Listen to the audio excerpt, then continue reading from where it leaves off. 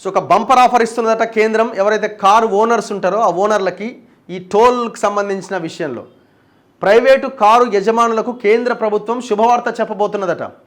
తరచుగా జాతీయ రహదారులపైన ప్రయాణించే కారు యజమానులకు టోల్ బాధలు తగ్గబోతున్నది.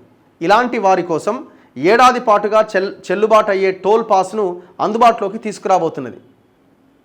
3,000 రూపాయలు చెల్లించి ఈ పాస్ తీసుకుంటే జాతీయ రహదారులపైన టోల్ ప్లాజాల మీదుగా ఎన్నిసార్లైనా ప్రయాణించవచ్చు.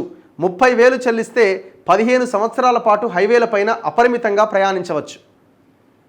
అంటే వన్ టైం అన్నమాట. ఇక మీరు కారు ఉందనుకోండి, 3,000 కట్టండి, సంవత్సరం అంతా తిరగండి. ఏ గేటుకు పోతావో ఏం చేస్తావో దేశవ్యాప్తంగా ఎక్కడైనా పోండి.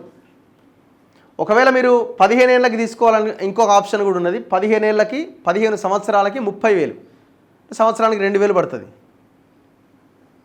ఈ ప్రతిపాదన కేంద్ర రోడ్డు రవాణా మంత్రిత్వ శాఖ వద్ద తుది పరిశీలనలో ఉన్నదట. జాతీయ రహదారులపైన ప్రయాణించే ప్రైవేటు కారు యజమానుల నుంచి ప్రస్తుతం కిలోమీటర్కు వసూలు చేసే ప్రాథమిక టోల్ ధరను తగ్గించే అంశాన్ని పరిశీలిస్తున్నదట.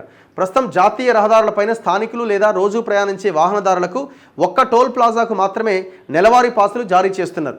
ఈ పాసుల కోసం వాహనదారులు నెలకు 340 రూపాయలు చెల్లించాలి. అంటే ఏడాదికి 4,080 రూపాయలు ఖర్చు అవుతున్నదట.